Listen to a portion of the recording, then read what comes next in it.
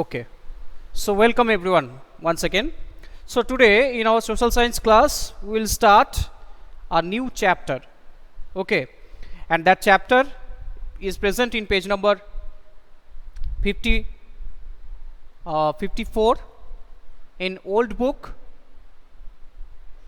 and as chapter number 6, and the new book it is in page number 46. So students, open this page and follow the new chapter. It is chapter 5 in the new book, that kingdoms, kings and an early republic. Okay, so previous classes we have learned about the different Vedic traditions and how did in Veda the different rituals mentioned. And we also know that at that time the society also divided into some clans, okay, or groups, and these clans known as the Vish or Jana, and the ruler and the leader of that group chosen by the people of the particular Jana or Vish and known as Kulapati or Vishpati or Raja.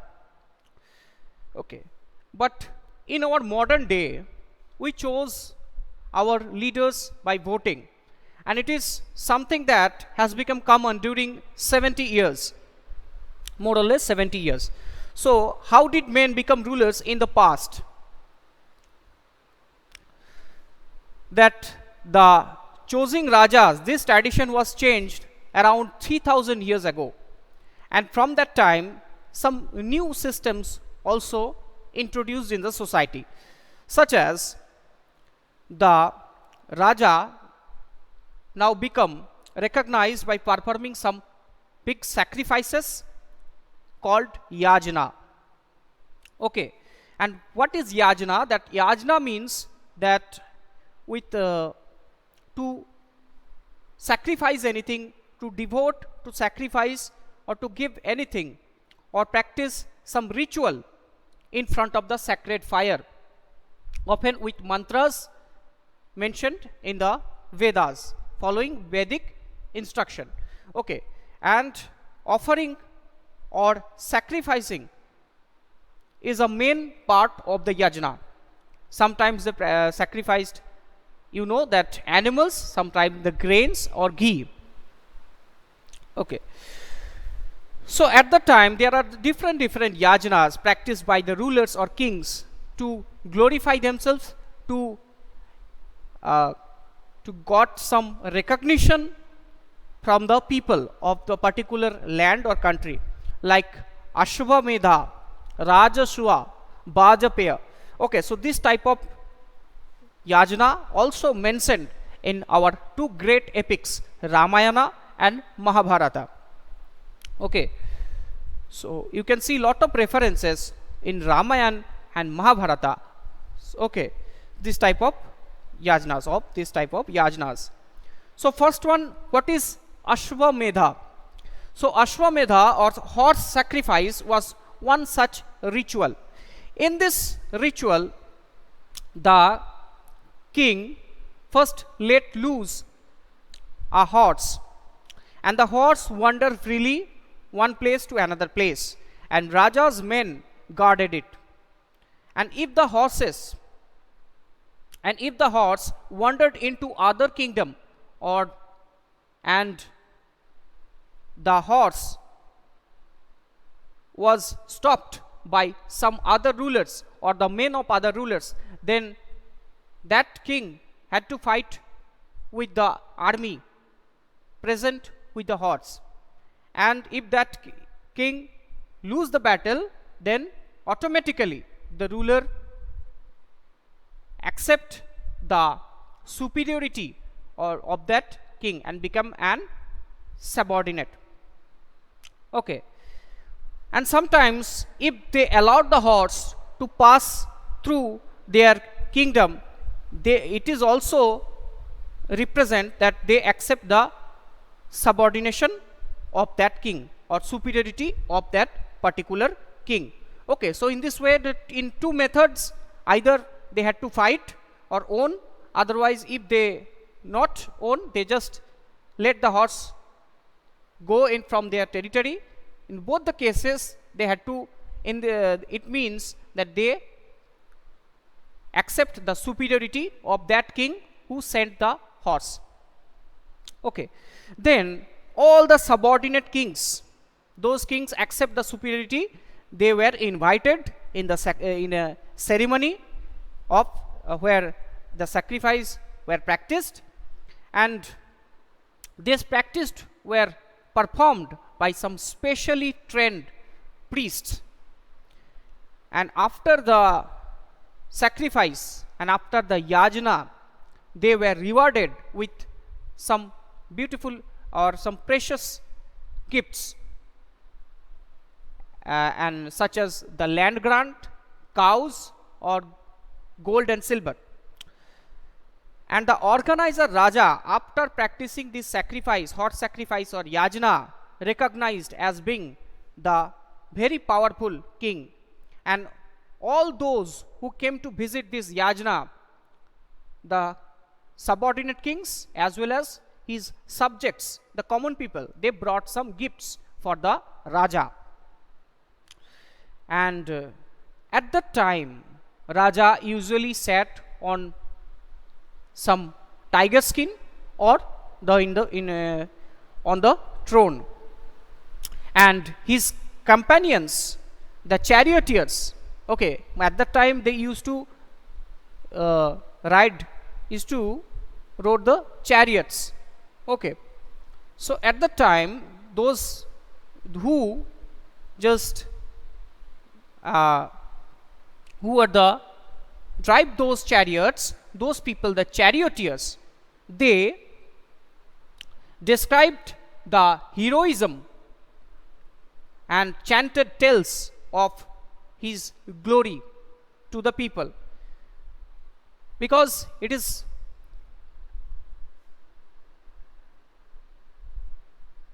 Sanchita. Okay, Ashwamedhan soldiers guarded it and other places. Okay, the horse stopped, and if someone blocked it path, the person should fight with the soldiers. Yes, yes, you are correct. But the kings not wandered.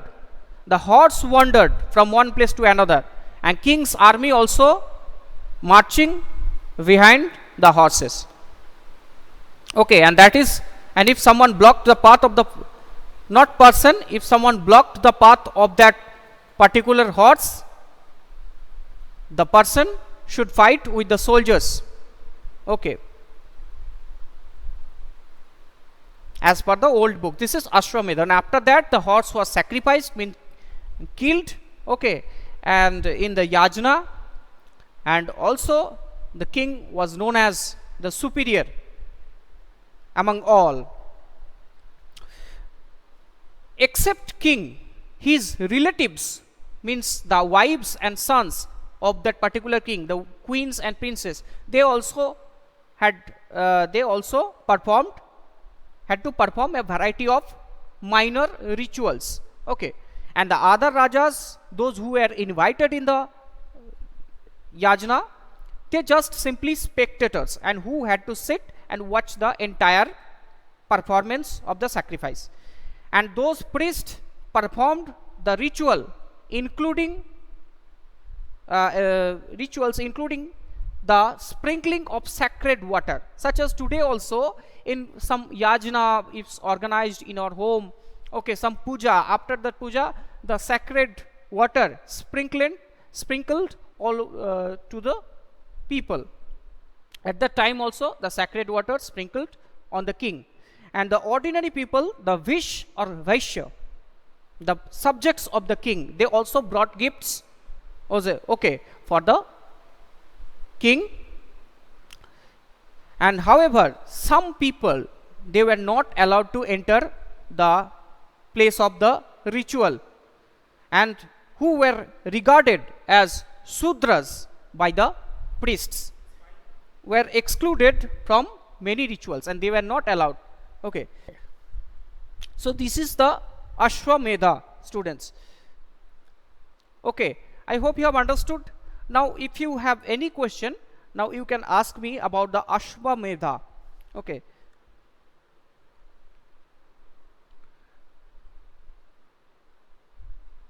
Okay, no doubt. So this is the Ashwamedha, and the king practiced this type of big rituals and sacrifices. They also known as the king of the kings. Okay, emperor.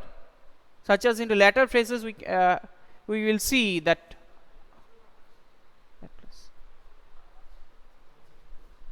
Ashoka, okay, and the Gupta rulers, all this. Okay, students. So in this passage, how some men become rulers, we have seen four groups, four social groups. These are called Varnas, such as the Brahmins, who practiced the rituals, specially trained people for the yajna. They were Brahmins. The kings who actually funded and organized all this and sacrificed, they belonged to the Kshatriya clan.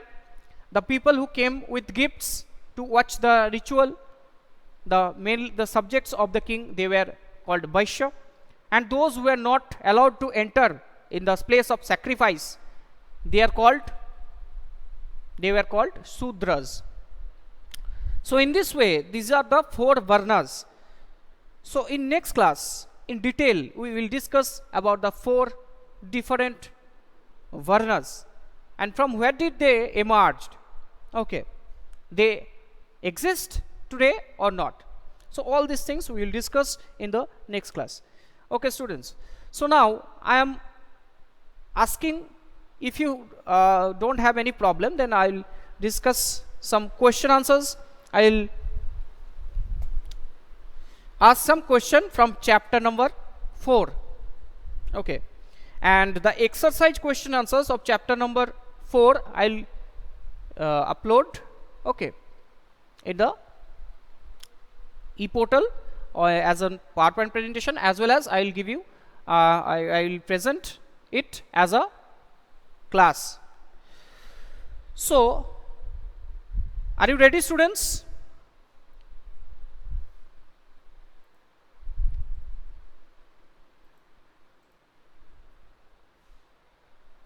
So the first question. So the first question for you, that who wrote Charaka Samhita? Charaka Samhita. Who wrote Charaka Samhita? Tell me.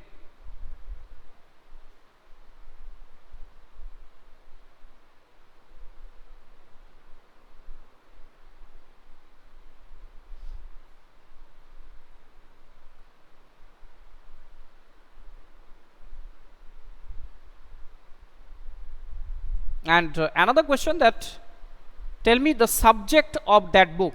What is the subject of that book? Philosophy, language, or some other subjects?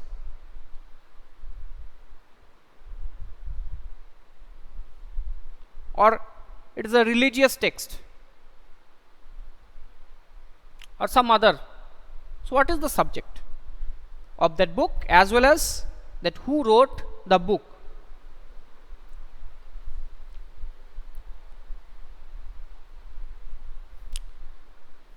So quickly, students, try to give the answer here.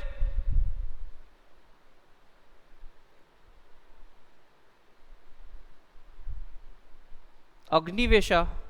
Who is Agnivesha? Most of the students wrote here Agnivesha Samhita. What is Agnivesha?